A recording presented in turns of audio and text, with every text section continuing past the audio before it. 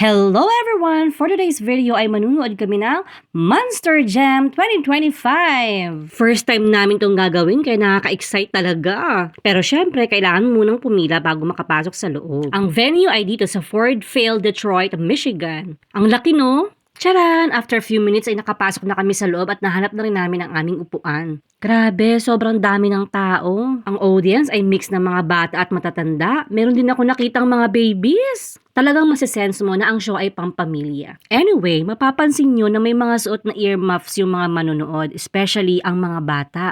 You know why? Kasi po, maingay dito sa loob, lalo na kapag umaandar na ang mga monster trucks. Mapapanood nyo yan mamaya. This time ay isa-isa nang pinakilala ang mga drivers at ang mga fans. Kanya-kanyang silip na sa kanilang mga idol. Of course, meron din kaming bet, no other than Grave Digger. Let the competition begin!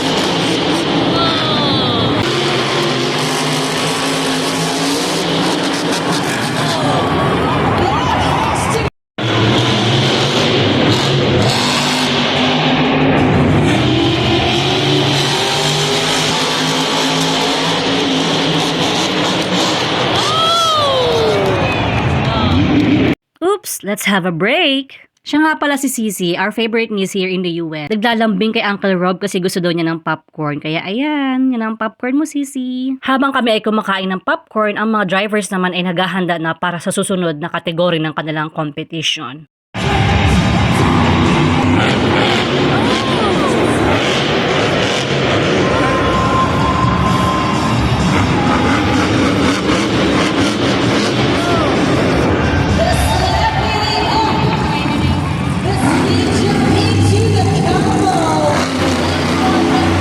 Ayan na nga, hindi may iwasang may nag-overheat na sasakyan. Pero naagapan naman agad, kaya no worry.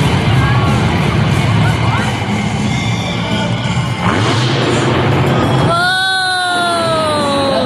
Look at that! See? Look at that! See? Back tires waving left and right. You can see the pressure in there on the front tire. Steering wheel is out of the window. Take a look at that.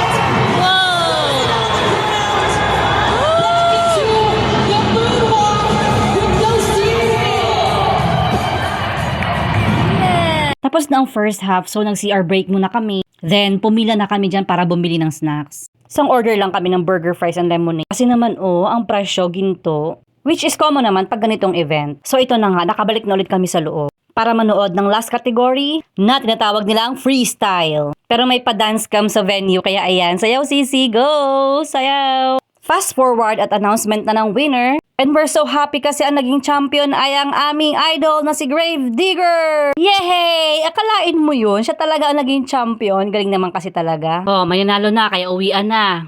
Dahil nasa third floor kami ng stadium, ay medyo malayo-layong lakarin din ito. At may konting siksikan kapag malapit na sa escalator. Ay nga pala, pag gantong event, bawal magdala ng maraming gamit. Except kung ilalagay mo siya sa mga clear na bag kagaya niyan. Syempre, hindi maiiwasan yan, lalo na kung may bata kang kasama. Marami ka talagang bit-bit para sa kanila. Ay grabe, ang dami ng taong nanood. Hindi tuloy kami makapagpa-picture ng maayos kasi makakaabala ka sa iba at nakakahiya naman. So hanggang dito na lang ang aking video. Bye! Thank you for watching!